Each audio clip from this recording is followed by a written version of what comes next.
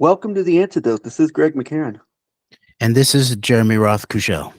All right, it is Saturday, July 27th, and of course, we last recorded 9 days ago on Thursday, the 18th, hours before Donald Trump's speech at the Republican convention. And since then, we've had Trump's speech. We've had Joe Biden, the first sitting president since 1968, to effectively announced, officially announced that he is not going to be running for re-election.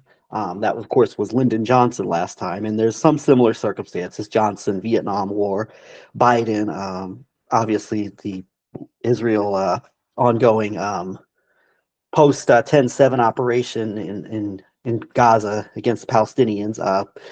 And then Kamala Harris coming, I think, it's obviously it hasn't been made an official vote, but all but official. She's going to be the Democratic nominee for president. Now we're waiting for a vice presidential announcement. So as we continue to, we've been through July, and we've had whatever happened on July 13th with Trump and the shot to the ear, and then Biden dropping out. I'll still call it the alleged shot to the ear. Well, yeah, whatever happened there. Yeah. I'm not going to speculate on exactly what happened there, but I mean, there's some strange there's some strange things going on with that, to say the least. I think most people can probably agree on that. And then you have Biden, for the first time since 1968, a president officially not running for re-election. Now Harris being stepping up in his place. There's obviously a lot to talk about here. We just had Benjamin Netanyahu speak to a joint session of Congress, which the Democratic presidential candidate, who is the vice president, is the president of the, what is the was over, was usually there in that position, sitting at the speech, and she was not present, and I think very deliberately so. And Netanyahu's had visits with Biden and Harris and Donald Trump, and we can get into all of that. But right now, I guess we'll get into all that, and we'll go from here. But you have Biden stepping down, we have Harris in place. There's a internal conversation over who our vice presidential candidate is going to be, and we'll just get into this, and then how I think this transition from Biden to Harris might affect certain policies, specifically as it then relates to the aforementioned visit of Prime Minister Netanyahu, or as you call him, Jeremy, Crime Minister Netanyahu, and all that comes with that, and all the politics of that. And so prime suspect Netanyahu. And then I also like to call him Benjamin. 9/11 was very good, but, quote, what they did on October 7th was incredible, unquote, Netanyahu. Hey, it's 29/11s. Oh, right. And that, I forgot about that. Netanyahu reintroduced the 9/11 metric, sort of forcing the Congress and the American people to consider that they suffered 20 9/11s on October 7th. Yes, indeed, and so we'll get into these topics here. Probably gonna go for about an hour or so talking about these matters. But I know Jeremy, you've got some thoughts on the vice presidential process, and we've been talking about it. And I think there's potentially some directions that Vice President Harris could go in, which would be very telling, one way or the other. Some potentially more positive than others, and of course, we're still having an actual announcement to come, and then we'll actually have to see results from potentialities that are there. But just in terms of like the lay of the land, there's some some outcomes that are being talked about, and I think some that could potentially lead into a more productive path than others, and then others that could lead in a less productive path. Yes, and just before I forget, I want to correct a factual matter that I had asserted in our last recording, that had been announced, and I believe this is very likely just pure propaganda, that Elon Musk was going to be speaking at the RNC. I think soon after we finished recording, Elon Musk had posted that this was not true. He was not going to be speaking at the RNC. And since the RNC, he's even tried to play down that he says that Elon Musk says that he is not MAGA. He is MAG, because he already believes America is great. He doesn't buy into cults of personality, and so he wants to make America greater. So Elon Musk is MAG. He's tried to play down his role in the what is said to be a $45 million a month PAC of some sort behind Trump, and Elon Musk trying to decenter himself in the middle of all of that. Meanwhile, Elon Musk was a key and very prominent special guest of Mr. Prime Suspect, Prime 9/11, I would say 10/7, actually 11/9 suspect, Netanyahu, and what the Israeli streets call the Prime Minister at his version 2 of storming the Capitol. And it was Douglas Murray, who is the guy who's been probably one of the Netanyahu regime's most effective propagandists, especially from like the Anglophonic world, definitely most effective British oriented propagandist, came to interview Netanyahu. And so it was Douglas Murray and Elon Musk sitting right behind the hostage member family and the returned hostage that Netanyahu sought to highlight in his speech and for the optics of his speech to Congress. And remember also, it was Douglas Murray, his interview with Netanyahu, where I first caught that Douglas Murray seemed to show some kind of shock of some sort on his face when Netanyahu was so bold to say that long wanted to pursue this, but we had to deal with Hamas and Gaza, and we long wanted to deal with this in this kind of fashion, but there was not the either domestic but especially the international support to be able to do that until October 7th happened. And Douglas Murray shows a certain amount of whoa, bro. Like, you're just going to say that? This is beginning to sound what everybody said about 9/11, about the project for a new American century. Absent a new Pearl Harbor, we won't be able to pursue this neoconservative agenda for the 21st, for a so-called new American century, a very Likud-centric new American century in that case. And so I think it's very indicative that these two are the key public figures that Netanyahu wanted to give focus to in terms of his speech: Douglas Murray and Elon Musk. So Elon Musk did not show up directly for Donald Trump, but Elon Musk showed up directly for Netanyahu, which, been pointing this out since, for a year probably, in terms of the ban the ADL campaign, which was being run in many ways in a very Trump MAGA 11/9 Hasbara style way to basically say, just deal with the ADL, and Elon Musk is our friend on free speech. And I was pointing out at that time, and then we did an entire show, Greg, called Elon Musk and the Neo-Parushim, after Elon Musk was hosted on his own platform by Ben Shapiro to talk to the who's who of global Zionist propagandists of all types of backgrounds. And that was then by the ban the ADL people. That was Elon Musk being forced to do something he didn't really want to do. He was being forced to kiss the ring.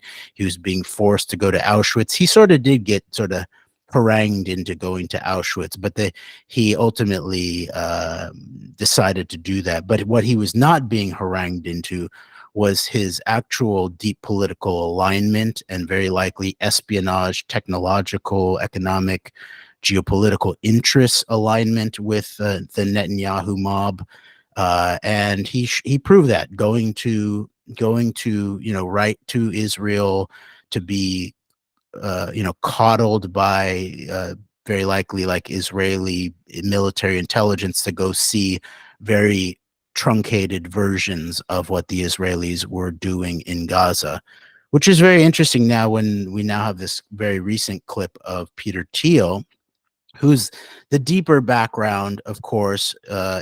Elon Musk is the Peter Thiel of this election cycle in certain ways. And now, as you pointed out, Greg, there is a lot of resonance and similarity between the Democratic candidacy between 1968 and now 2024. Obviously the Chicago site of the convention, but also a sitting president standing down during an American involved, at the very least, very unpopular and what is seen to be a highly immoral and destructive war. In this case, I don't think it's actually a war. In that case, it was a war of some sort in terms of Vietnam.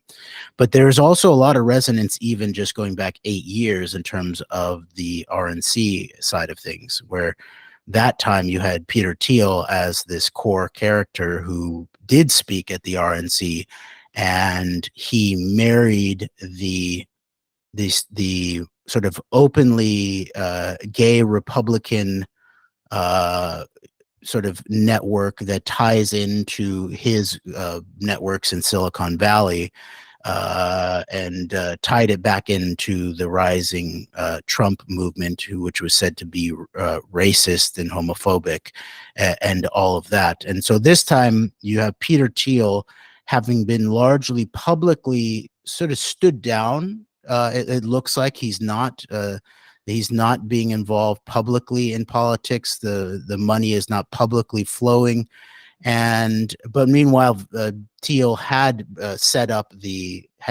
helped set up what became the Vance VP network, even if he's stepped back from that prime position.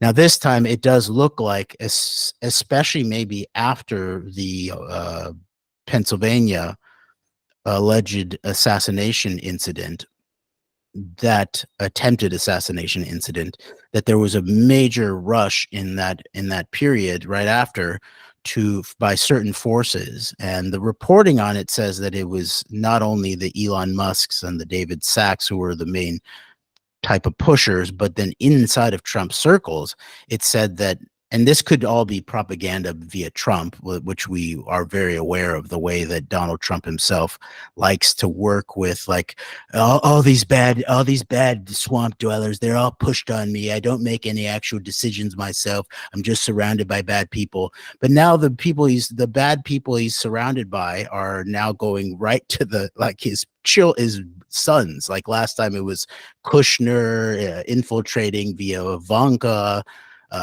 President Kushner infiltrating via Ivanka. Now the word is that it was actually Eric and Don Jr.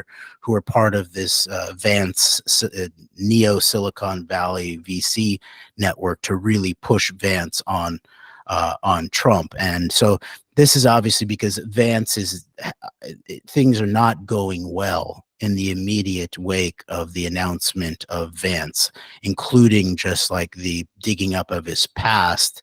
Obviously, you have like Charles Johnson, who was deep in that, actually seems to have been a connector in terms of Thiel and Vance, and had communications with Vance up through late last year, exposing Vance's actual stated positions about denying Netanyahu as a prime driver of this unpopular Iraq war that Vance says he eventually turned against. Now, he up through 2010, 2011, Vance was on the public record, I think, saying that he still supported the moral heart or the reasoning for the Iraq war, but it was based on falsehoods. And if only the American deep state military industrial complex CIA establishment had listened to this wise global elder statesman, de-escalatory peacenik Benjamin Netanyahu, then all of this wouldn't have happened, right? And so you have all that, but then Vance is also, there's people are digging into the hillbilly effigy, that's what I call it, the hillbilly elegy background of his book, and there's all kinds of weird stuff in there, some of which we even highlighted in terms of Vance's speech, talking about his grandmama, I forget how he calls her, and all the very sort of really derogatory framing of hillbilly culture in certain ways. And at the very least, Vance is now seen as a sellout to his actual alleged to be actual hillbilly origins. But I call him BB's shillbilly effigy because it's actually sacrificing. It's sort of sacrificing an image of the hillbilly world on behalf of shilling for the Netanyahu clean break 11/9 9/11 operators is what it really looks like. But then finally, then the part of the culture war is starting to fall apart in terms of Vance and the questions of his attraction to couches and dolphins and all of these questions about his mama or talking him down from thinking he was gay when he was 8 or 9 years old in a very inappropriate fashion. All of these kinds of things are now being highlighted, and plus, like, Vance is being recognized as someone who has maybe the most negative charisma of any public figure that we've ever seen, where he seems to just turn a lot of people off. He's almost like the opposite of Trump in that way. Very interesting observations you make there, and a couple things. It's interesting how Elon Musk he does the inverse of the Trump campaign distancing itself from the Heritage Foundation and Project 2025. Elon Musk takes it upon himself to distance himself from Trump after he was getting all this attention of around his full-throated endorsement on X of Trump after the July 13th shooting, and then the talk of the $45 million and all the talk of JD Vance being pushed and all of this. And I even remember someone on one of the networks was referring to Trump and Vance as a Musk Teal type of presidency, where Elon Musk would have all this power around even things related to the future of AI and how that could affect things. And might be a bit of like an inverse of the whole Heritage Foundation, Project 2025, and this effort to distance itself, although the aforementioned JD Vance is still pretty close with the Heritage Foundation. Actually wrote the foreword for Project 2025 Heritage Foundation head Kevin Roberts' forthcoming book, which is very interesting considering how the Heritage Foundation, there's a bit of a clashing between the Heritage Foundation's economic policies, I think, and the the pseudo hillbilly elegy populism of JD Vance economically. But so I think that it's interesting that there might have been an effort, a decision on one hand, this distancing from Trump campaign towards this controversial Project 2025, and then Musk distancing himself after like getting really close to, some indicators that he was moving in a very, very close direction to Trump, and then instead appearing directly with Benjamin Netanyahu, and then also it's with Vance, I think we're onto something here. We're going to talk about the potential choice of VPs here and how I think that could be. There are some how that could affect the course of the race in terms of like what the dynamic between the vice presidential candidates may end up looking like. And I say it's interesting when you've got like I've been talking to you about this, Jeremy, for the last couple of weeks, but you've got liberal, whatever you want to call them, progressive sociologists on Democracy Now! That are speaking with, I think, much more, at least I think, my sense, authentically about elements of the poor working class in Appalachia and other areas of what Sarah Kendzior would call flyover country in terms of how the elites view these types of people than the populist, JD Vance types, much less this MAGA network that I think wants to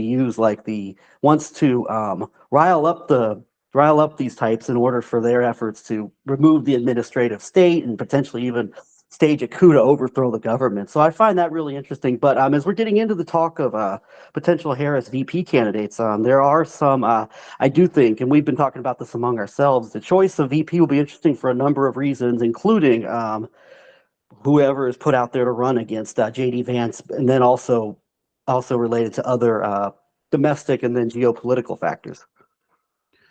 Definitely. And I think one other thing that we're seeing as a resonance, but also shifting from in terms of the Trump MAGA strategy this go around, is that in 2016, the original campaign, OG MAGA, it was obviously a cynical ploy, but it was a a credible, on the surface, credible strategy and messaging that Trump was going to be speaking for the Midwestern deindustrialized folks, right? And he was going. We're going to have the infrastructure bill and all of that kind of thing, which ultimately none of that really much materialized at all during Trump.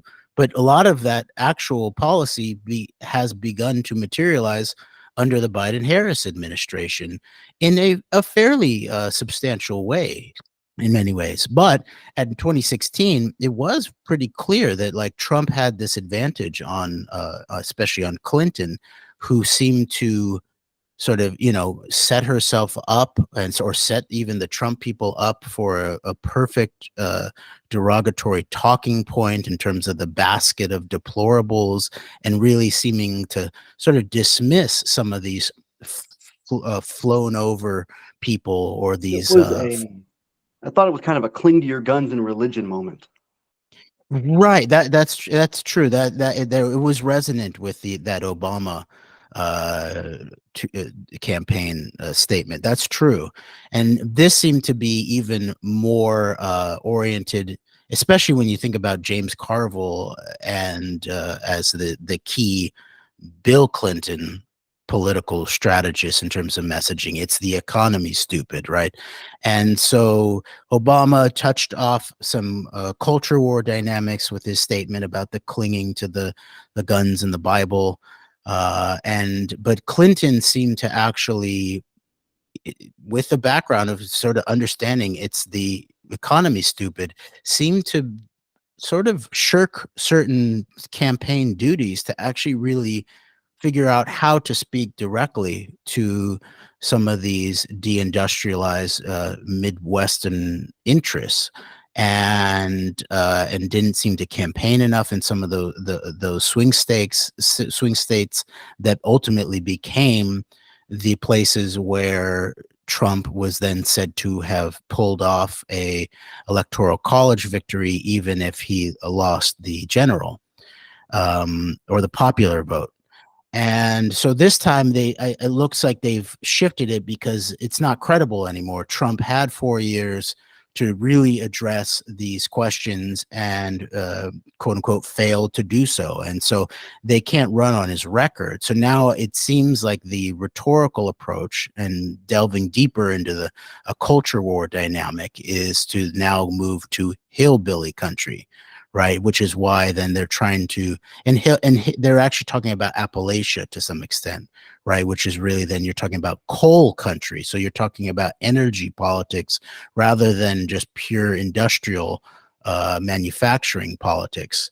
Because in the last 4 years, some of this may be ginned up, sort of small statistics that are inflated in some way, but it does look like that the investments in actual factories, that factory openings in the United States have gone on a fairly upward curve right now under the last 4 years.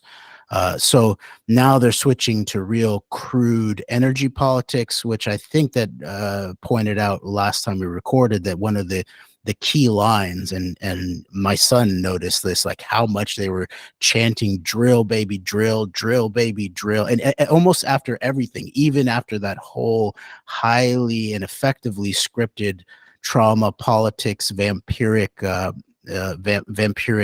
taking advantage of suffering of the loss of lives of the 13 American service members out of Afghanistan that then was loaded, emotionally charged for some kind of very highly scripted Zionist operation, that even that was then framed with a lot of drill baby drill. And I felt like we were back, 10, 15, 20, decades ago, even in terms of RNC, just big energy drill baby drill politics. So that begins to fit in with this shift to coal country as the scripting.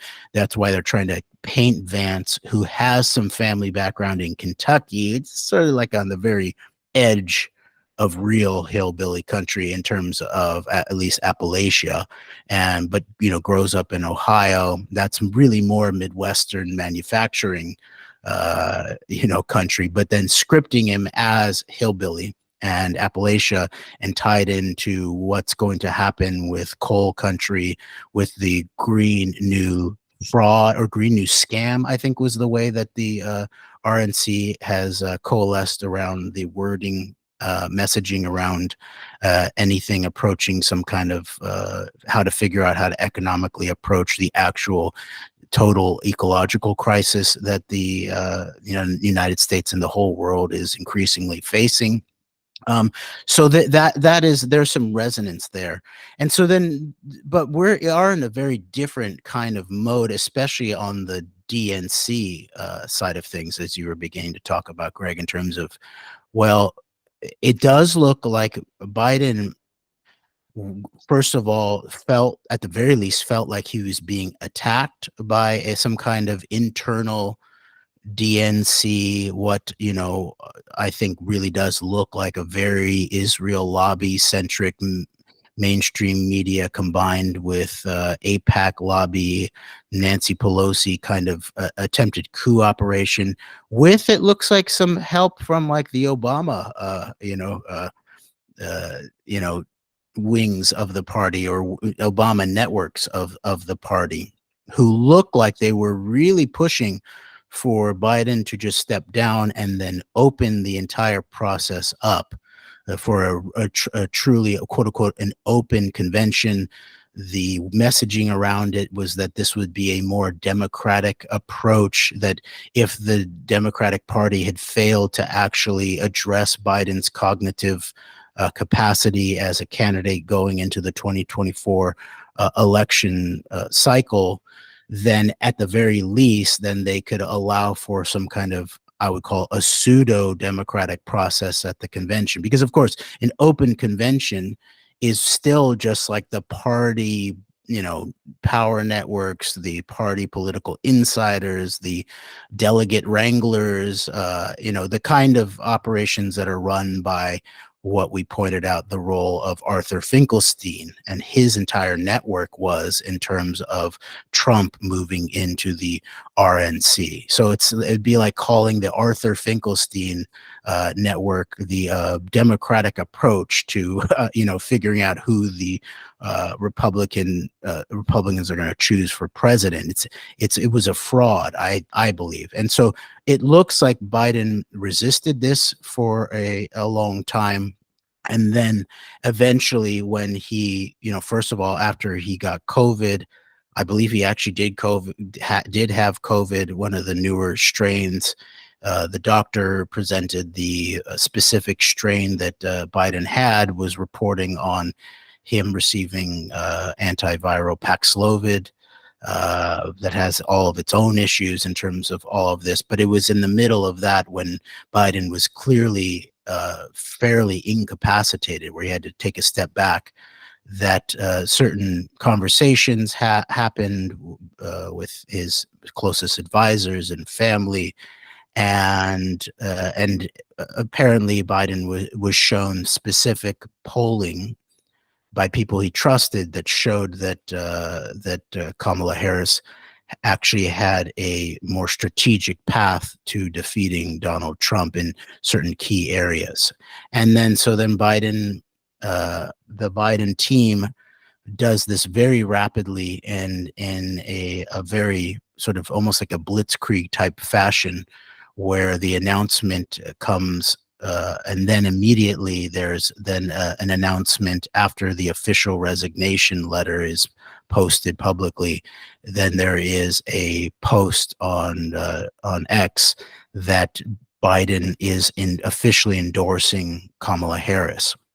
Now, I believe that this actually helped stand down or defeated, or at least sort of warded off for a while, the attempted DNC AIPAC-centric Zionist mob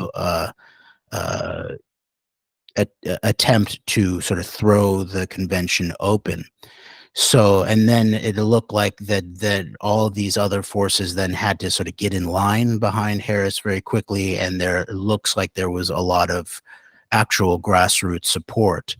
and some energy and excitement about a younger candidate, a woman of color, a potential candidate who would maybe not even continue on with some of these sort of New Deal-esque kind of policies that they were painting Biden as having accomplished, but actually maybe escalating them. And so now the question, of course, is then who is the VP candidate? You can see the way that this same network that were some of the most aggressive. By the way, remember, it was Nancy Pelosi who was the person who announced, we can do this the easy way or we can do this the hard way, which was announced publicly in terms of getting Biden to step down as a candidate.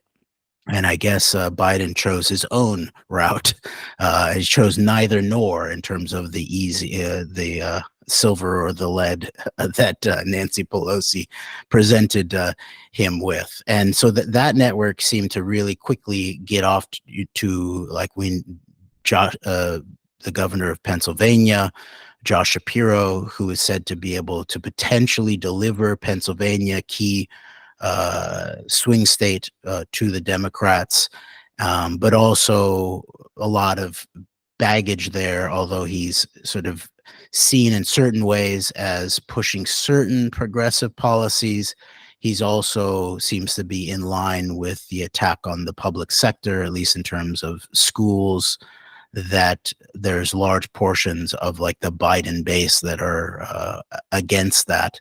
And then also Shapiro as this key figure post October 7th, who actually supported the Israel lobby's push to overthrow First Amendment protections on American campuses, it looks like, under the sort of the threats of anti-Semitic speech. And that whole thing, and Shapiro compared certain protesters to the Ku Klux Klan, and ultimately supported, I think, what was it, Penn State, the ousting of the head administrator there. And so it was pretty clear that Shapiro was maybe the go-to of a younger generation of a heavily Zionist interested group in the Democratic Party. They were pushing him hard, and he's still seen as on the short list of potential VP candidates.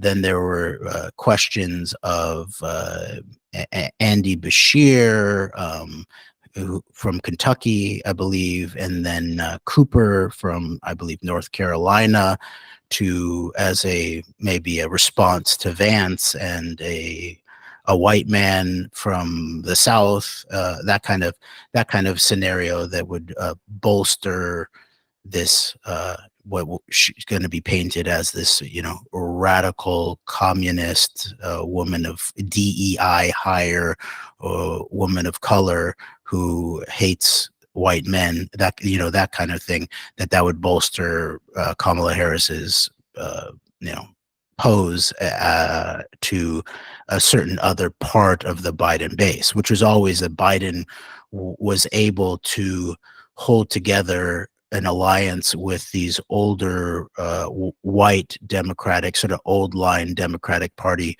voters who felt safe with him. And so in the middle of all of that, then you have Senator Mark Kelly from Arizona, who is said to be also on a short list, who is the husband of former Congresswoman Gabby Giffords, right, who got the assassination attempt against her. She got shot and brain damaged, and has recovered to some extent. And by the way, very strange, that was very close to where like Laura Loomer, who seems to have disparaged Gabby Giffords and Mark Kelly, and is Mark Kelly managing Gabby Giffords' Twitter account and all of that. And I remember Gabby Giffords was when I worked for the peace lobby organization, Peace Action in California, so there were some of these races in Arizona that were seen as crucial in terms of certain warmongers that were in Congress at the time, and that people like Gabby Giffords were seen as closer to some kind of peace candidates. So there's that. Mark Kelly has a background as a scientist, as I think a Navy pilot.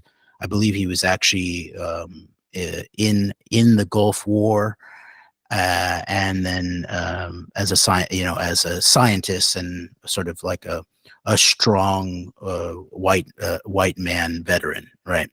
So, and I imagine that Kelly would represent a compromise of certain factions, that they believe that he would help bolster the Harris campaign's potential to win, and that also he would give some potential, guidance as a VP in terms of how to handle questions like military affairs and science policy and these kinds of things. But then meanwhile, there's this sort of like this outlier who was not mentioned much at first in terms of these main CNN, New York Times, MSNBC lists, that would sometimes include even someone like Pete Buttigieg, who is seen as very capable. He ran a very popular campaign in the last presidential go around. We saw on the ground, Greg, he had definitely some amount of grassroots popularity and a good amount of organization. At the same time, he seemed to have been very boosted and coupled with some of the deepest aspects of the Zionist power configuration at that same time. And so Buttigieg is seen as being very capable on television and being able to push back on, especially maybe like on the more humorous context of like late night shows against the Vance extremists and all of that. But meanwhile, there's this Democratic Party governor from Minnesota, Tim Walz, who appears I think he's been in charge of the the National Governors Association, has been a very good organizer and fundraiser there, and has apparently been able to actually govern in certain ways in Minnesota. Now, of course, there's this whole then question of Minneapolis, George Floyd, and all of that. There's some deep politics there that we got into at the time, including questions of, mob and police networks, and then also Israeli training of police, Israeli intelligence networks in the Midwest, from Chicago up through Minneapolis, insertions of Israeli interests and police intelligence units. So there's still maybe even some more questions to be answered about the whole deep background of the George Floyd operation and incident there, in terms of Tim Walz, even, right? Because that's seen then as one of his weak points, maybe COVID, these areas.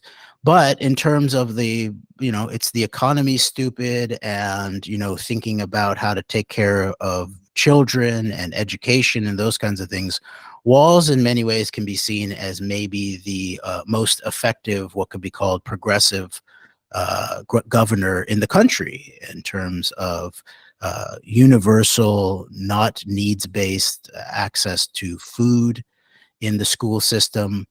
And Walz has now also been all over the mainstream media, and is very quickly recognized as one of the most effective of these potential VP picks, in terms of just his rhetorical abilities, and sort of talking about how, like, the Trump Vance part of this Republican Party, they're just weird and they just want to get into your bedroom, and that's not actual Midwestern values. The way that Midwestern values work in small towns is we don't try to pry into your what's going on inside your home or in your bedroom. We are concerned with what we do in public and what we do as potentially public officials. And so one of his lines is, while they try to ban books, we're trying to banish hunger from learning children. So a lot potentially rests on which choice Harris makes. It does. I think a Walls pick, and there's chatter that that is the pick behind the scenes, and that would indicate a deeper push into what is at the very least being painted as a push back towards something like New Deal, FDR style Democratic Party politics, including resurrection of American industrial capacity in chip making and education, and an approach to the ecological crisis.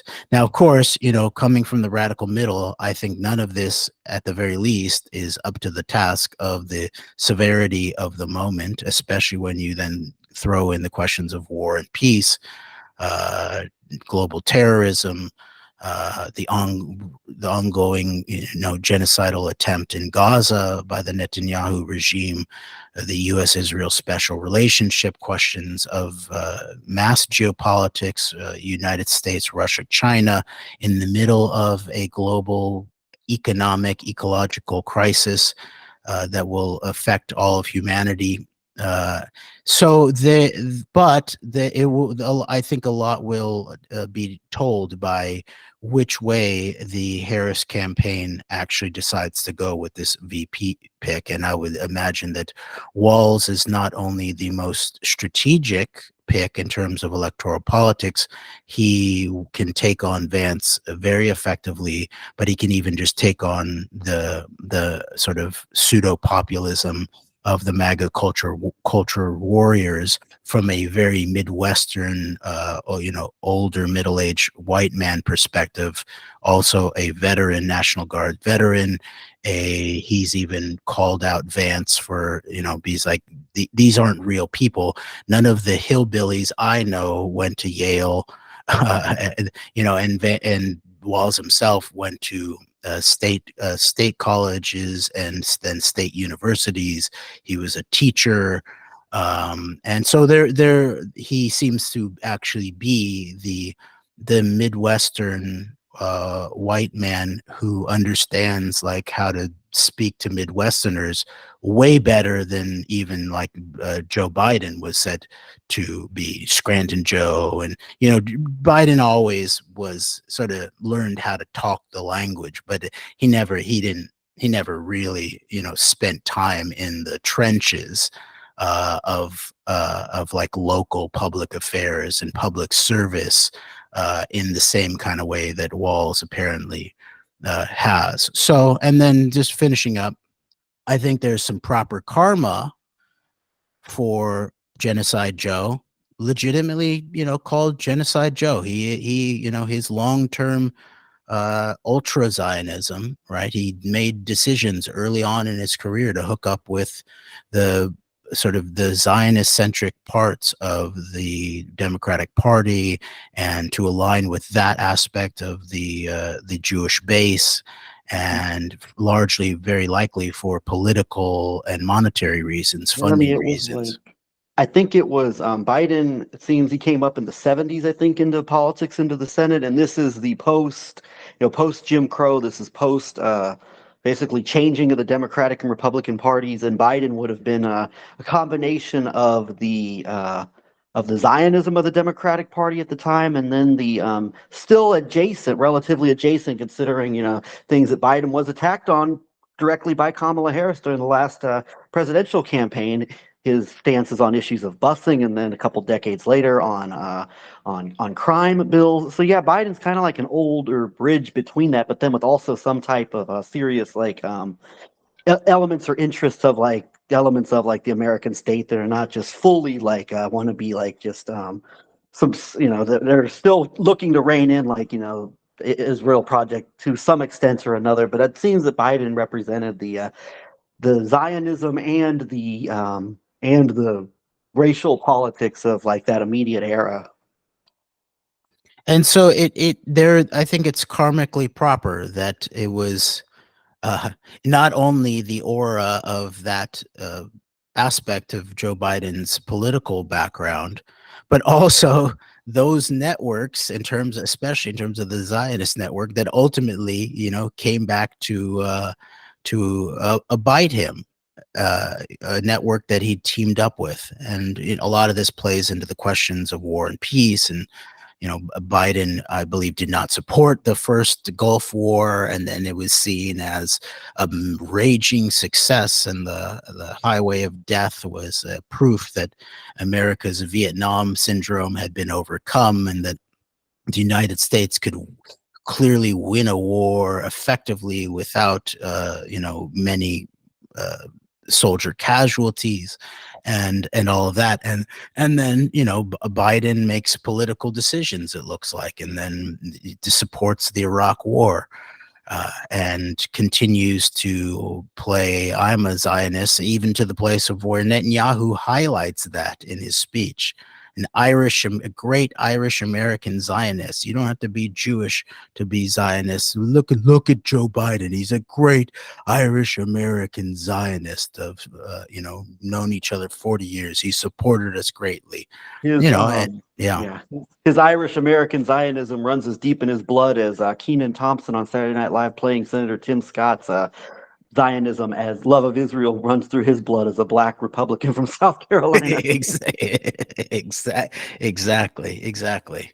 Right. And especially now where Ireland, the Irish are really probably the vanguard of the European anti-Zionist or counter-Zionist or Zionist critical, or at the very least Israeli genocidal attempt in Gaza critical. And Biden is out of step with where his origins, his family origins come from to some extent. So there is some proper karma in terms of what Biden has faced and is facing, and of course part of that has to do with, as we were pointing out, the escalation of very Trumpist rhetoric from Biden, talking about no one has done more, no one has done more for Palestine than me, that kind of stuff, while he's very incoherent, while he's the one who attempted this bear hug of Netanyahu while supplying all of these bombs for Netanyahu to continue this pre-scripted, as he very clearly told Douglas Murray, Netanyahu did, attempted, Nakba. It's a Nakba 2.0 under the guise of an attempted national genocide in Gaza and the destruction of infrastructure, and we don't even know how many lives and total casualties. It could be anywhere from 40,000 dead to approaching 200,000 dead, while now there's further targeting of the water system by the Israelis, and polio on the rise, and showing that that certain water and sanitary systems are crucial to keeping certain diseases at bay, and that this is being very likely targeted by the Israelis. So it's not just the food, it's also the water, it's not just the hospitals, and this very incredible medical system that the Palestinians in Gaza have prided themselves, and both out of necessity but also out of just some kind of national pride as Palestine, of how many competent doctors they have while still being under the Gazan version of military occupation. And so the Israelis have destroyed that infrastructure, but they've also destroyed the invisible infrastructure, if you're thinking about it in a permacultural way, where there's the pride. The Palestinians have a pride in their universities, their education, that they've continued at the higher level to be able to to pursue while under this military occupation. And so all of this had been targeted for destruction. This is why very early on I said, okay, you can argue about, physical genocide. At what point does the international law in part or in whole question about intent to destroy a people come into play in terms of calling it an actual physical genocide. But early, it was very clear to me that this was an attempted national genocide. And this all fits in with the reason that Netanyahu's regime had the means, motive, and opportunity to help facilitate not only Hamas in the background, but then facilitate and then amplify the October 7th attacks, right? This was all publicly known, that the facilitation of Hamas by Netanyahu's regime was about making anybody who wants to fend off a two-state solution must support Hamas, right? So then if then Hamas is then said to be the source, or we're now reacting to 29/11s that Hamas allegedly did. By the way, now very obvious in Israeli press that not only was the rave stationed there in the path of a prior very military targeted Hamas campaign, so it looks like elements of Netanyahu's regime put civilians in the path, peace rave civilians in the path of the Hamas planned attack that they had in their hands, really, to a large extent. They put it in the path to become what early on, I called, like, these was the sort of the Twin Towers. The twin brothers who organized the rave had their phones hacked and the rave location moved. This was the Twin Towers of the 10/7 attacks. But in addition to that, then it's now very clear in the Israeli press that the mass Hannibal directive was deployed on October 7th. So not only was there a stand down and a fixing of a civilian target by the Netanyahu regime, but also there was then actually Netanyahu regime involvement in directly mass murdering their own people. In terms of mass Hannibal directive, shooting up hostages, cars with either Palestinian Gazan civilians who were there, who were taking hostages for potential trade for their prisoners later on, or Hamas operatives who had hostages.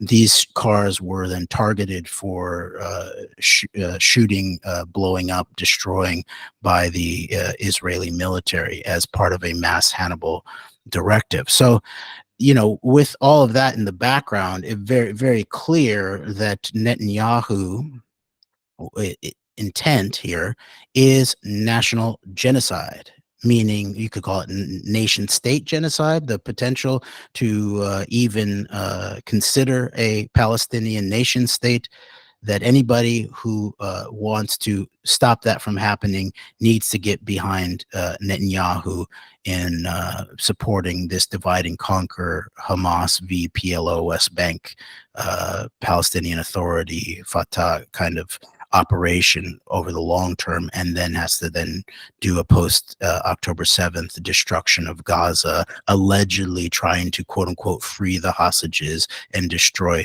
Hamas. Much of that just a rubric, a false rubric. And then, by the way, recently the Knesset in Israel did pass a law basically saying that they're against a two-state solution. So this has come to a large amount of public fruition in terms of the actual strategy here. And then meanwhile, then Netanyahu comes and storms the U.S. Capitol and receives, I think, maybe twice as many standing ovations this time as he did in 2015. And he even got John Fetterman to put on a suit and tie. Oh boy. um, yeah, it is very fitting in some ways. We talked about how like we thought Israel was going to be critical to the Biden presidency, and we were not incorrect about that. I don't think with the with 10/7 and the events of post 10/7 that we're in a situation with Biden where we're at now, because that really ate into really, I mean, damaged him big time with a good percentage of a good portion of voting base. And it's going to be very interesting to see how Harris does in terms of, and I think a pick of a running mate is also partially important to this, of how she is, how successful she is or is not at winning back the disgruntled, disenchanted base who are either just going to, I guess, sit out the election or vote third party, or in some cases maybe even go ultimately with Trump for whatever reason. So it's going to be very interesting to see how it's kind of a reset in some ways. I mean, in ways it's a continuity, but it's also a reset in some ways. And I was also going to say that with regards to Tim Walz and JD Vance being this Yale educated guy from oh yeah, and he'll do this. I know, don't go to Yale. It reminds you of lawyer like JD Vance has more in common with maybe a young man from a small town in Arkansas who just went on to be a Rhodes Scholar and all that. It's like, and I'm not saying that you can't, it's impossible to work your way out of terrible circumstances to do something like that, but it is certainly very unusual, I would say, especially for somebody to reach that level of power. And as far as Tim Walz goes, like it's state politics, and I believe he was a coach and a teacher at a local school in a town in Minnesota about I'd probably say Mankato, which is I think about 40 to 50,000 people, maybe about 100 miles or so north of Minneapolis, and very much does not have that pedigree of say like either a JD Vance or a Bill Clinton in that regard. And I do think that and I think that the kick of the VP, I mean, because I think that the Republican debates, I think Trump will do everything in his power to like, and especially as well as the people moderating in some cases, especially if it's a Fox debate. Although if Robert Kennedy Jr. is inserted into a Fox debate, that would be very interesting. But I get the sense that that Trump and maybe some other forces will do what they can to make those debates not the most, maybe not the most substantive, but a vice presidential debate with a JD Vance taking on a Tim Walz, as opposed to a corporate Democrat billionaire, big money, is seen as being one of these one of these corporate neoliberals, and some of the things you talked about with regards to maybe Josh Shapiro on some of the domestic policies when it comes to these matters, and very much being seen as a corporatist, or heaven forbid, Pritzker family in Illinois, the governor of Illinois, J.D. Pritzker, I think. What is it? I forget his name. I forget the governor's name, but Maybe he's Jay Pritzker or something like that. definitely Yeah. definitely a member of the Pritzker family, of that Pritzker family. And so I think having certainly having somebody like that as opposed to just another corporate Democrat would be, I think, is crucial this cycle around, because I think that the what goes on between the candidate and JD Vance, I think, is going to be a critical part of this campaign, especially with some of the weaknesses and the flaws that have been readily identified and seen with regards to Vance. And then there's still the questions I brought up that I do want to circle back to at some point, but it is like this distancing publicly of the Trump campaign from the Heritage Foundation, when in fact JD Vance, Mr. Economic Populism, is writing the foreword to Kevin Roberts' new book. And of course, Heritage Foundation is seen as longtime policy think tank for the for the supply side GOP revolution of lower taxes. And although then I think there's probably an internal war going on over matters of trade, which also I do think needs to be probably properly analyzed, and have been in some circles. But that whole question there of how a candidate could be effective, all the way from like the cultural elements of JD Vance's cultural weirdness when it comes to wanting to get into your bedroom, and some of his views on society and the family, and a combination of like big Silicon Valley technocrats, and then whatever this foray into traditional quote unquote Catholicism that JD Vance has taken over the last number of years. I think all of these are crucial. So I think the choice of the candidate is very important. And Jeremy, unless you have something else you want to say on that, I guess we'll get into the storming of the Capitol 2.0 and Netanyahu's interactions with the candidates. Yeah, and I actually I wanted to thank you for bringing up Pritzker. I'd forgotten about that. Pritzker at one point was really put on this short list and that was just would be too much. Obviously, he's a billionaire. He represents the actual background of Obama's rise to power in Illinois and Chicago, and represents, really represents the background of what you call the super mob, right? The Chicago Jewish organized crime that then turned into uh, sort of credibility washed. They've gone clean, kind of institutional oligarchs and billionaires, but the very same kind of, Zionist you could almost say like that the Zionist deep state, in some of the cases of actual families, go from the bottom half of the deep state, the organized crime, the mob, the black economy, the trafficking of guns, when you're talking about the rise of the Israeli state, into then the upper half of the deep state, the institutional part of it, the public part of the deep state, in terms of actually becoming governors or owning companies that are seen as crucial to the economic infrastructure, or getting your name on campus university medical facilities, and we're getting ADL awards in the case of like Mo Dalitz, right? All of those kinds of things are too directly implied by a Pritzker choice, especially overtly the billionaire part of all of it. But you also see it as like, oh, that is the Rahm Emanuel. That was like Obama 1 being managed, it looks like, being sort of handled via Rahm Emanuel as the direct emissary and closest, because he was chief of staff, which is maybe the crucial handling position in certain ways. If the president is not fully in strong capacity in really managing their own affairs, then it's the chief of staff who manages access, not only to individuals, but also networks of power, but even ideas and policy in many cases. And so it was pretty clear that from Obama 1 to Obama 2, for there even to be anything credibly looking like an American interested approach to the Middle East and foreign policy more generally, the elements had to remove Rahm Emanuel, basically an emissary of the Pritzker Chicago supermob operation, and very tied into the formation of the Israeli state. Emmanuel's father being an Irgun member. Now, supposedly he was one of a sort of more pacifist, or he didn't want to do the bombs that he was being asked to do, but still very racist. Remember when there was questions of Obama coming in, and there were questions about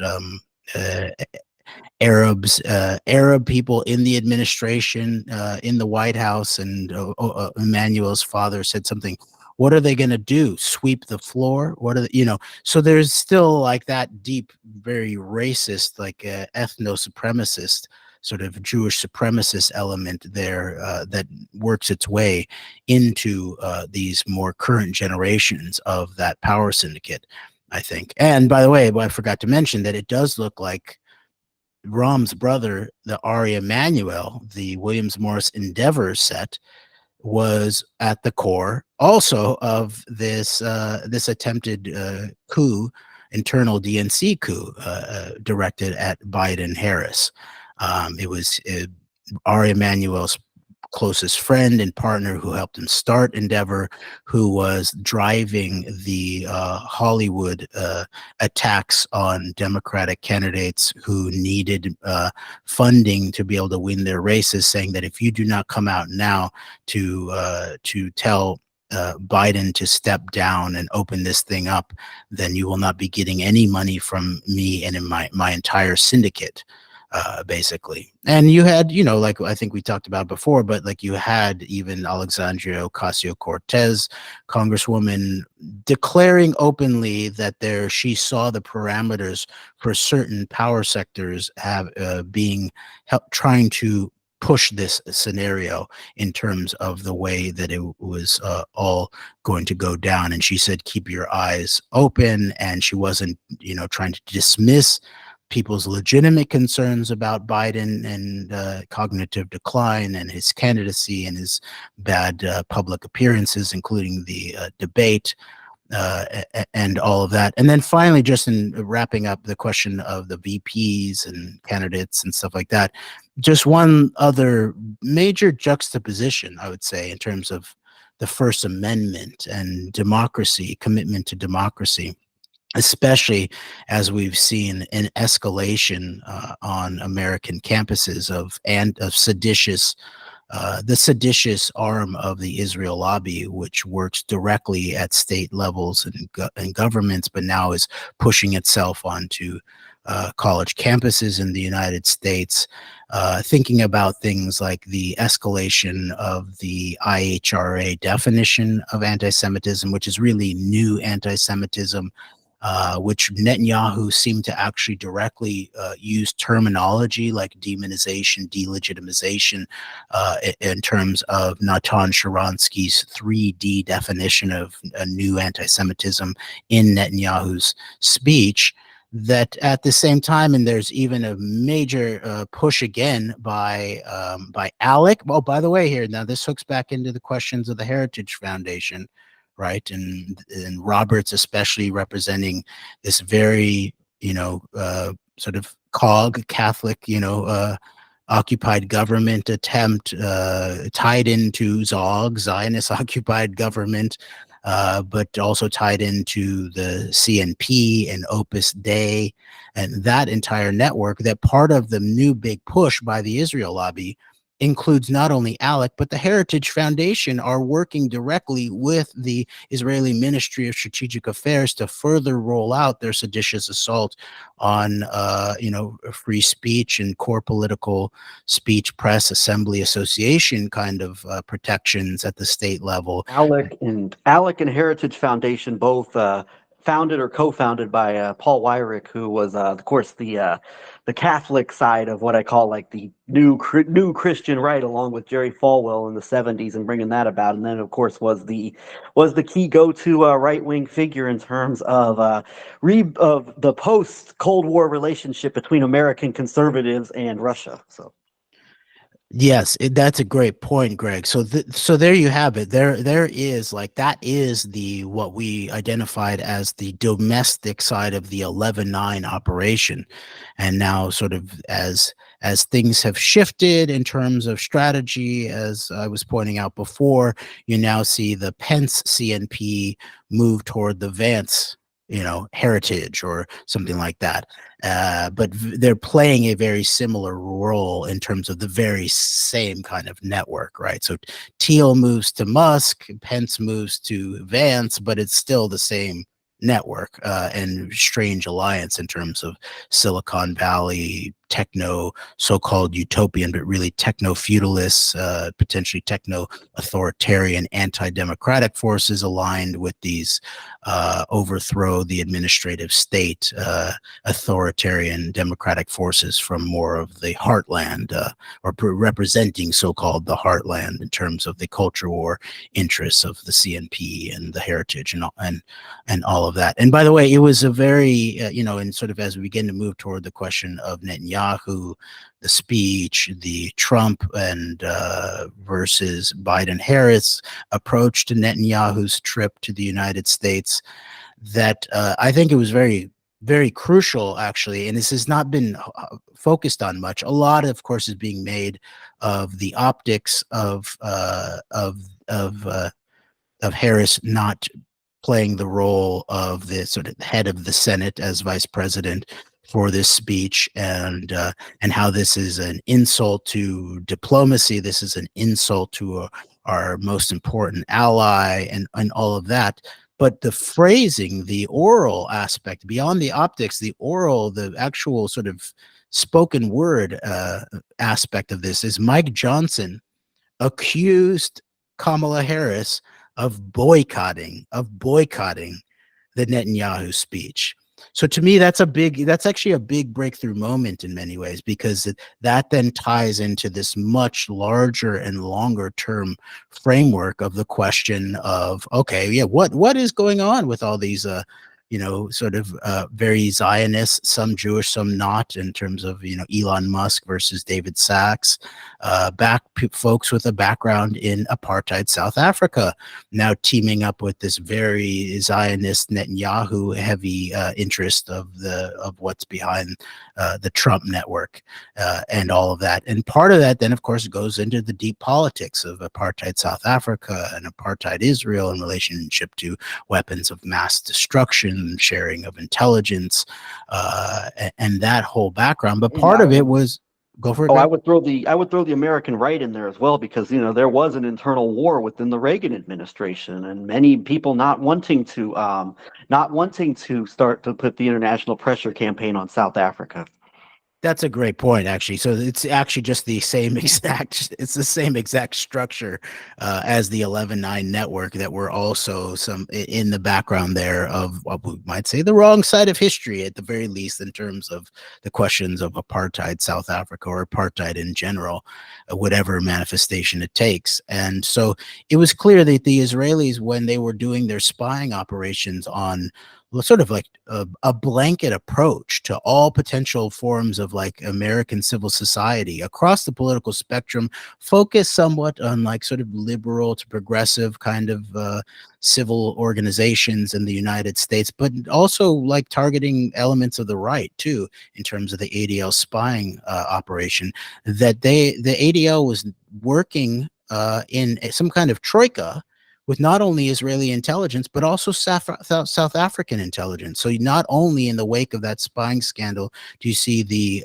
targeted assassination by the JDL forces in Southern California of Alex Ode, but you then also see the targeted assassination in a South African context of Chris Hani, I think.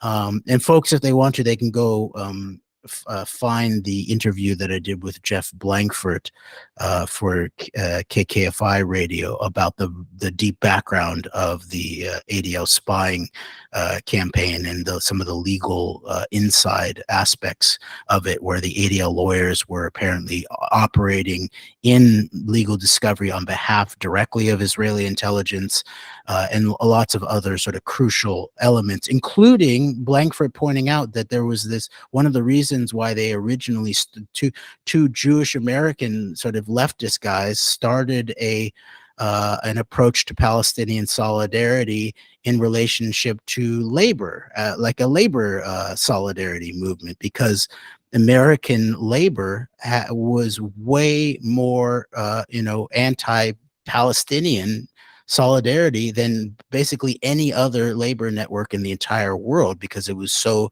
Zionist dominated over many, many decades. And so what's very interesting is that in the wake of what's his name showing up at the RNC for the Teamsters. We're talking about I think O'Leary, the head of the Teamsters. I think Sean O'Leary is his name. Yes, exactly. And so then in the immediate run-up to Netanyahu's appearance at Congress, you not only have what we've talked about before, this sort of whole group of Israeli security heavyweights saying that the United States should reject Netanyahu's attempt to legitimize himself using the American Congress as a backdrop and substructure to do so. But you then also had, like, I think probably it's the most major alignment of American labor groups calling directly for the same thing in relationship to Netanyahu. So there's a breakthrough moment here that is indicated by Mike Johnson saying that the vice president and now the apparent, presidential candidate for the Democratic Party, Kamala Harris, boycotting Netanyahu's speech. And then the point that I just wanted to finish up on was that contrast Shapiro, who very much in line with the Israel, the sedition caucus, as I would call them, AIPAC, then not only aligning with the assault at state level on, boycott, divestment, sanction rights and speech rights and all of that, but also then getting in bed with the January 6th operation, people who supported the attempt to overthrow the election in the Trump circles. But then this ongoing attempt to escalate the anti-apartheid, we could call it, but the anti-boycott, divestment, sanctions, civil society approach on campuses, like Josh Shapiro, aligning them with the KKK. No, Josh Shapiro, if you want to go look for like KKK alignment, go look at the B'nai B'rith. What's your relationship with the B'nai B'rith and its offspring, the so-called Anti-Defamation League, which worked directly spying on behalf of foreign powers, including apartheid South Africa and Israeli intelligence. And so instead of calling campus protesters KKK, why don't you look a little bit closer to what I imagine is your home circles? So versus that, you have then Tim Walz, who after there was this Midwestern focus, remember, of the non-committed primary movement around Genocide Joe and the bomb backing of Netanyahu's attempted genocide in Gaza, that there was this very grassroots democratic approach led by Arab American folks, but not limited to them, that basically voted uncommitted in the primaries. And Tim Walz didn't compare them to the Ku Klux Klan. He said these people have very important concerns. They are utilizing the democratic process. We should listen to them. Okay, so that's just the last thing that I want to say in terms of the potential differences of like a choice of what looks like right now. The short list looks to be Shapiro, Kelly, and Walz. And so with Kelly in the middle, sort of Walz representing some kind of actual potential move forward while protecting democracy, with Shapiro sort of being a sort of a Zionist proxy, under the cloak of a new, younger generation of progressive corporatists or something like that. So that I just wanted to finish that up in terms of the real politics of choices like this and what they may suggest. Yeah, I think you make some. I think you did a really good job of summarizing that. And as far as storming of the Capitol 2.0 goes, I would like to know. I would like to. I'd be interested in knowing maybe some of the people who replaced the, I believe 50 or so Democrats who did not attend the speech that were giving all of those standing ovations Netanyahu's way. I'd like to know some of those names. I mean, if you got Elon Musk and Douglas Murray sitting. Yeah. Yeah, if you got them all, who's sitting in the crowd taking the place of these no-show Democrats? I'd be interested to know that. Oh, right, because Ocasio-Cortez had pointed out that there were so many missing Democrats, both in the House and the Senate, that they obviously had to fill in, as you're talking about, with other people. Now, certain members like Rashida Tlaib attended, but then she begins to look like the lone dissenting voice, amongst whatever sort of authoritarian mix you're pointing to of a sign saying war criminal. Now, there might have been others expressing such a thing, because remember that Mike Johnson was very authoritarian in terms of how he was going to enforce any quote unquote disruptions, even to the point where it turns out that guess who actually got arrested for disruptions while Netanyahu was trying to highlight one specific hostage and family that is very related to the way that they did it during the RNC, of the actual Israeli military tank commander hostage, definitely not a civilian hostage. Seems like sort of like that's all's fair in love and war kind of scenario in terms of that. But who actually was arrested in the Capitol during Netanyahu's storming the Capitol 2.0? It was All the guests who were arrested are family members of hostages who are either currently held by Hamas or died in captivity. And I'm just quoting from a couple of different Twitter accounts. Zahira Shahar Moore, nephew of hostage Avraham Mundar, met yesterday evening with Ilhan Omar from Minnesota, by the way, after he was arrested for protesting during Netanyahu's speech to Congress. Quote, proud to be arrested if that is what it takes to make clear that our families need a deal now.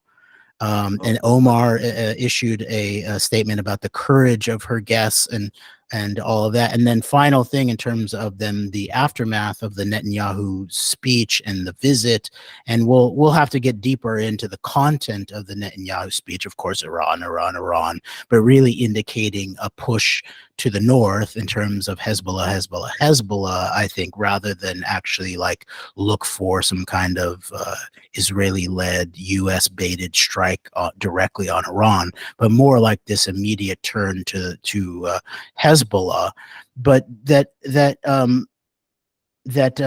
immediately in the wake of this Netanyahu visit, you then have even his own, what are said to be his own negotiators that include, like, you know, acting like head of Shin Bet and is parts of the Israeli military, who are saying that Netanyahu is trying to hijack or disrupt the ceasefire hostage hostage release scenario, so they can get back their hostages. So this is a pretty open revolt by high level aspects of certain parts of even the Israeli system. Obviously, if you have like other hostage member families attending the speech and then getting arrested by American Capitol Hill police, really at the behest, very likely, of Netanyahu's guy, Mike Johnson, it looks like, and Johnson calling Harris a basically, you know, the Hamas wing, boycott, divestment, sanction. That was part of the major rhetoric around the campus protests, was that anyone trying to call for boycott, divestment, sanction, very democratic, very civil rights American, you know, apple pie kind of scenario in terms of democratic action, was part of trying to support Hamas. Yeah. Meanwhile, the guy, the sort of biggest papa of Hamas, Netanyahu, is welcomed in here and then utilizes, you know, his American assets to arrest his own people, allegedly hostage family members. This is crazy. Indeed, it is, and just thinking about the Demo, I want to circle back to a follow up on that, but thinking about the Democrats and that I saw speech, there were three, I think, that were you know, you got three sides of things. You know, you've got the Rashida Tlaib, the actual dissenter, you know, publicly expressing her feelings about Netanyahu being in front of Congress. Then you've got Raphael Warnock, who kind of sat stoically and silently through the whole thing. And then you've got John Fetterman clapping and applauding, as you said, getting on a suit and tie to show up and do the AIPAC Netanyahu lobby diligence as far as being there to publicly. Yeah, so I thought that those three were pretty instructive. I didn't notice any other like Democrats in particular, but I noticed those three, and I thought they gave like three different images of things. But and I think, Jeremy, we will have to come to another recording maybe to go more into the speech itself and maybe some of the aftermath. But there's one thing I want to focus on with regards to I think certainly I would say two things. Number one, Kamala Harris, if she really wanted to be presiding over the speech, she would have rescheduled her speech to a sorority in Indianapolis. That's pretty clear as day, and I think that's definitely, you know, there's nothing. There's nothing. I don't think there's anything very subtle about that. And then also, you know, there's a lot of talk again around, you know, Trump Netanyahu relationship and what this means for Israel. And it's interesting. You pointed out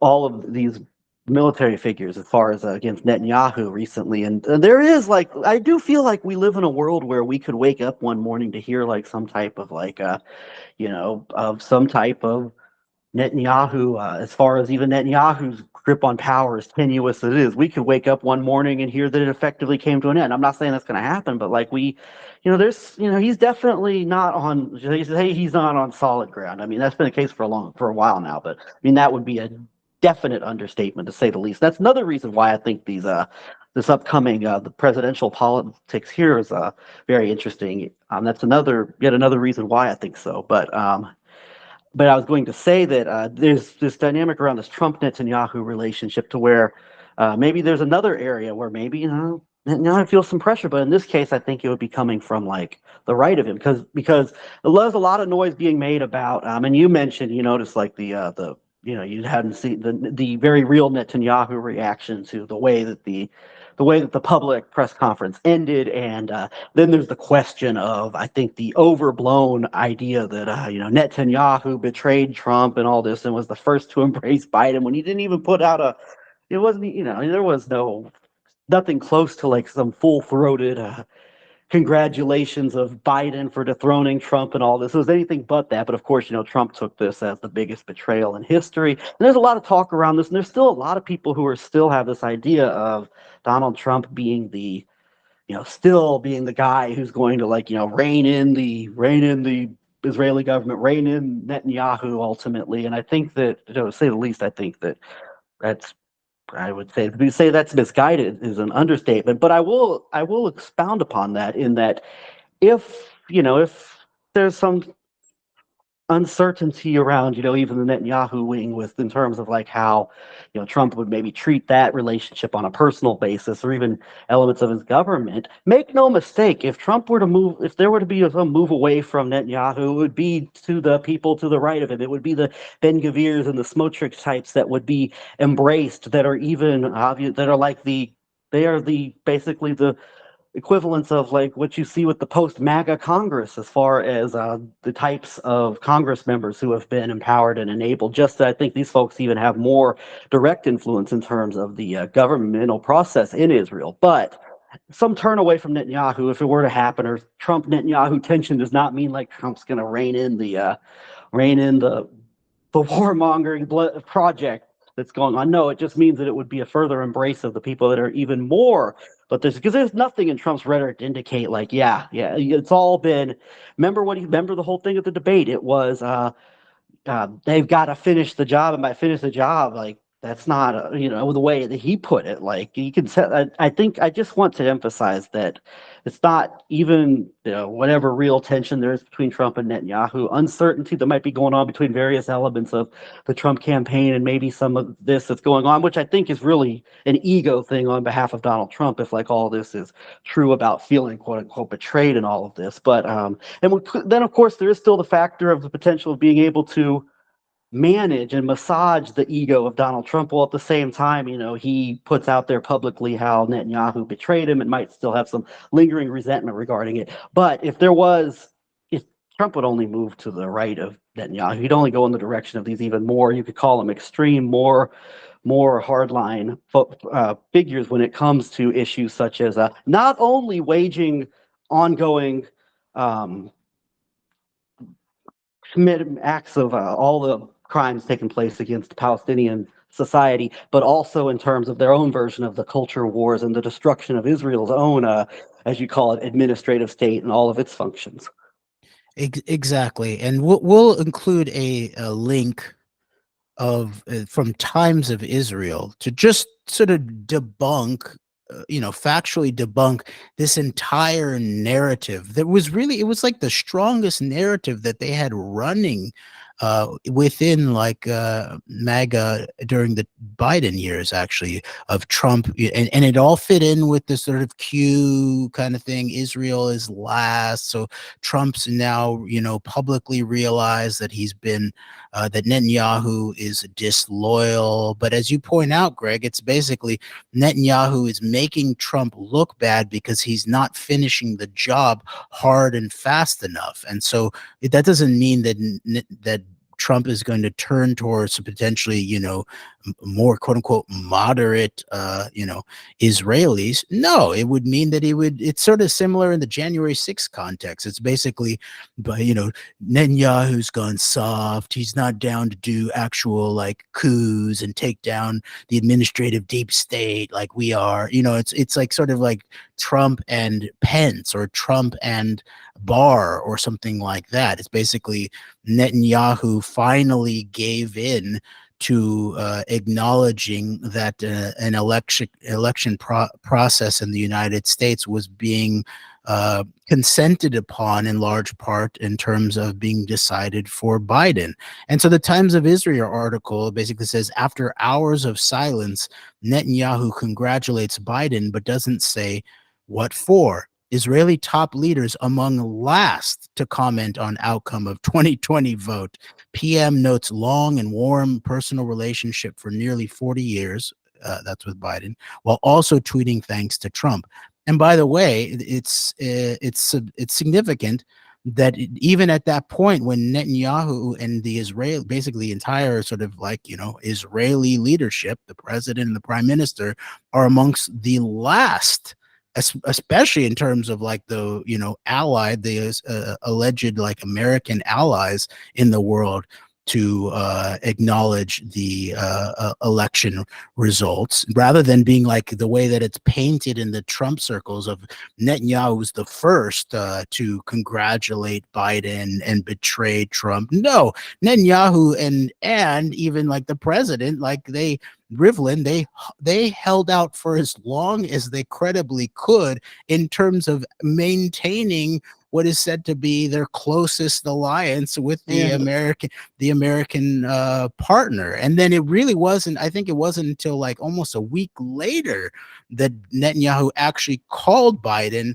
and used words like president elect. So this is just another one of these sort of Trump MAGA frauds that is driven by Trump, sort of, like F Netanyahu kind of blurting stuff out, or snubbing Netanyahu for a stand-up shake. And of course, they're cutting off the fact that they did the protocol was largely followed, that Trump welcomed Netanyahu and his wife to Mar-a-Lago, didn't give Netanyahu maybe the full bear hug that like Biden did, but giving him a bro hug and being fairly friendly, and then giving him a finishing of the meeting, sitting down, shaking hands, photo opportunity, but then obviously then walking off in a some kind of signifying a snub Trump did to Netanyahu. And Netanyahu looks very awkward in ways that I haven't really seen him. Like, he looks super awkward.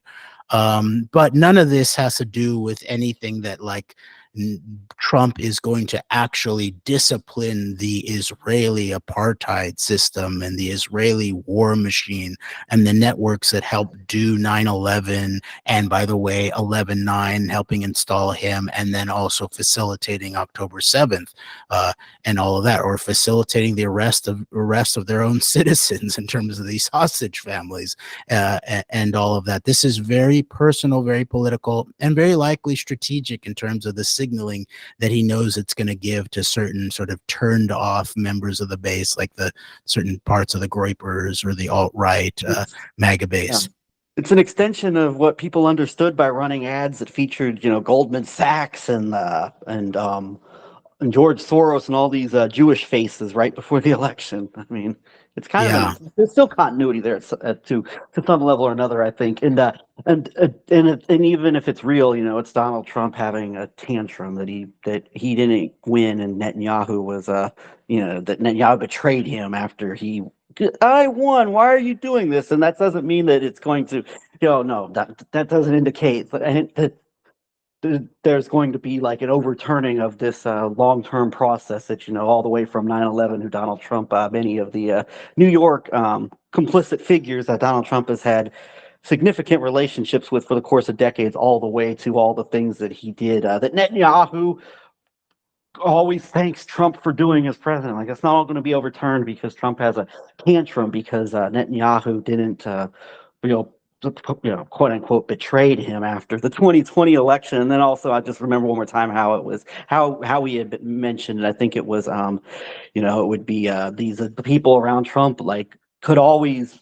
I think there was a way that I think the Netanyahu faction understood how to soothe and massage Trump's ego, because it's been talked about of, like, I think people like Ron Dermer were doing that. Ron Dermer would use golf analogies to sell him on various policies, and so I think that's also the factor here. But at the very least, Trump's tantrum toward Netanyahu is not going to overturn things that he's been things that he's so close that he's in some cases directly connected with as president that he did and put into fruition, and then all of these events that involve all these financial and otherwise networks in the heart of New York City that he's so been connected to for so long.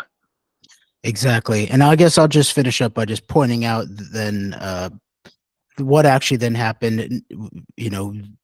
By the Biden White House had kept Netanyahu at bay for a long time. Then they did have their White House photo shoot sort of opportunity, and it was pretty curt. It was friendly. It looked friendly. It was curt.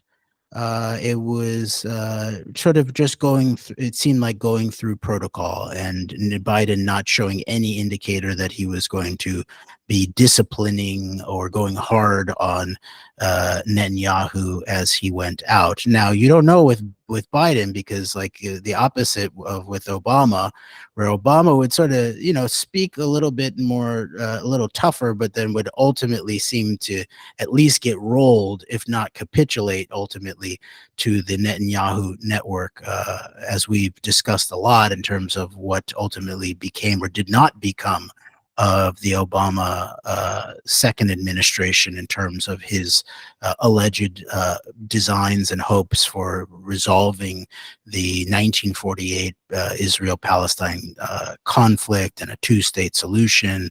And so there's deep politics there. So Biden, who knows what Biden says versus what Biden does, but I'm not trying to get into, this sort of Trumpy kind of approach to Biden. Biden's done more for the Palestinian people than anybody. That kind of crap, or Q kind of stuff of like, we're waiting for Biden to make his big move and stuff like that. However, Biden does get some shot. It's a very unique position for, it's not I think I've said this before, but it's not a lame duck presidency.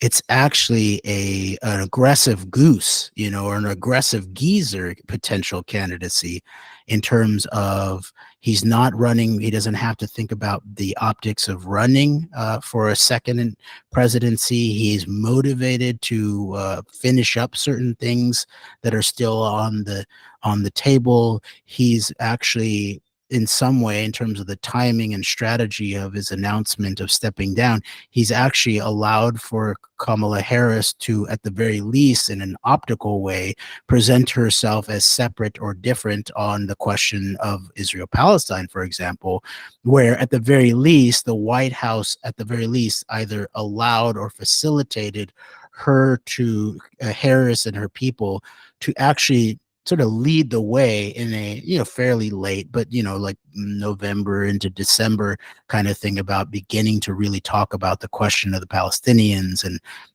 beginning to push harder into the new year of 2024 toward questions of ceasefire, always modulated in a very milquetoast kind of way, but definitely the leading part in terms of thinking about Palestinian life and political sovereignty from the Biden White House usually emerged via the Harris VP wing in many ways. So there is this aspect of that there are parameters for very interesting things to happen. And now we've already pointed out that there already has been interesting things happening in terms of if we're thinking about boycott, divestment, sanction. The Biden U.S. Treasury sanctioned a top Israeli military intelligence commander, even the head of Unit 81, on September 11th for cyber weapons.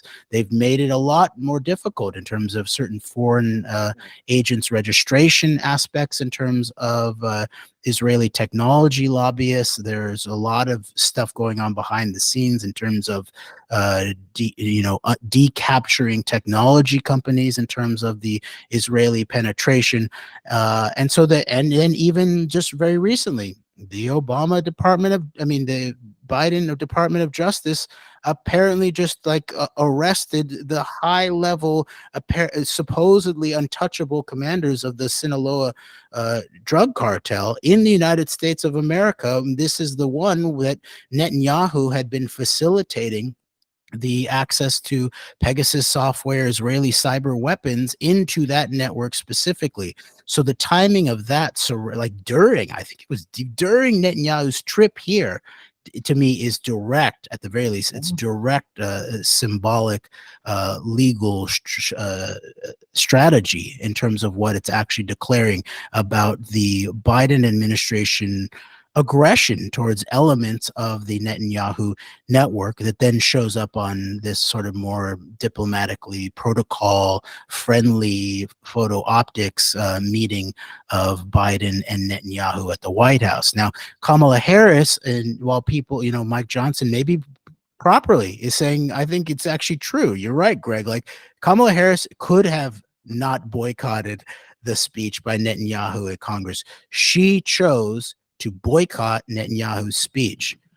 Proper diplomatic protocol, because that was not the White House's concern. That was not the executive branch's concern. Their actual diplomatic partners in Israel were telling the United States not to allow to do that. Now, they didn't step in and stop it, but they refused to participate in it. While meanwhile, then Vice President and presidential candidate Kamala Harris shows up in a way that actually begins to present like this, Bill Clinton asking who the GD superpower is. She actually appears to be like, no, we're the United States. We have our own diplomatic protocols that we follow through with. I'm going to do a very, distant kind of handshake. It's not going to be friendly with Netanyahu. This is an alleged partner and ally that we will continue to have the nation states back and all of that kind of thing. But there was not the attempt to allow Netanyahu to get this kind of glowing press bump in terms of it. And by the way, the reporting out of right after the meeting, the behind closed doors meeting, I think, with Kamala Harris, with Netanyahu, was that the Netanyahu people were highly discouraged, was the word that came out of that meeting.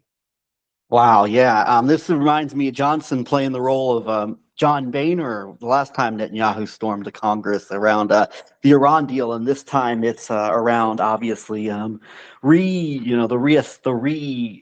establishing of the Iran threat, which by the way will be very interesting to see how the politics goes of like if we were to enter into a Harris presidency, do we see like the efforts to really escalate into much more regionally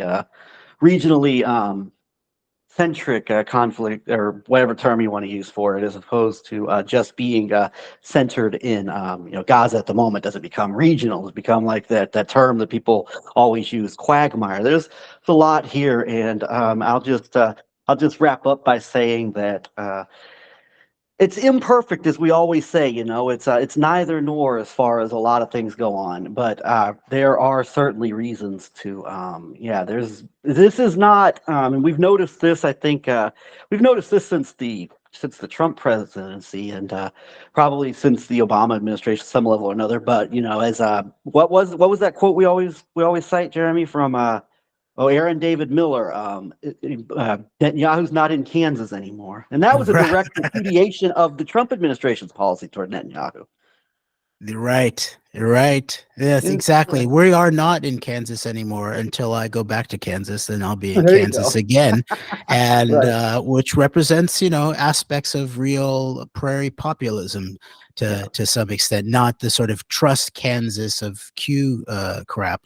And then I'll just say that the timing now is a time for people especially concerned around the question of Palestinian humanity, the question of Israeli domination of American, at the very least, sort of geopolitics, if not like substantial portions of domestic politics in terms of the way that these power networks actually operate at a local and state level. Additionally, let alone the election politics behind all of this, that take a little bit of lead from the very well organized uncommitted movement in the primary, which really did push. It helped work at the very least on a rhetorical front in terms of pushing the Biden administration into taking a more public stance in terms of questions of a ceasefire and hostage release negotiation, and questions of a longer term question of what happens after, and questions of actual Palestinian national sovereignty and those kinds of questions. So I would say, at the very least, heading into the DNC, think about, like, how do you organize, both in relationship to sort of public sphere and media, but also on the ground activism, in a way that doesn't sort of allow this to play out in a 1968 kind of way of chaos and police on the streets kind of thing, but seriously organize disciplined messaging and specific demands and asks in relationship to the incoming Harris candidacy, in relationship specifically to Zionist-dominated politics in the United States, the Israel lobby, Israeli intelligence, insertion into technology, education, policing, economics, all of that kind of stuff, and then especially in relationship to the question of the Palestinian humanity and what the still most powerful country in the world is going to do in relationship to these other human beings who have as much right as anybody else on the planet to life, liberty, and the pursuit of happiness. Indeed. And on that note, I think we will wrap this conversation up for now. Thanks, Jeremy. All right. Thank you, Greg. And thank you, everybody, for rocking with us. We appreciate you. Until next time, AnteDote, we are out.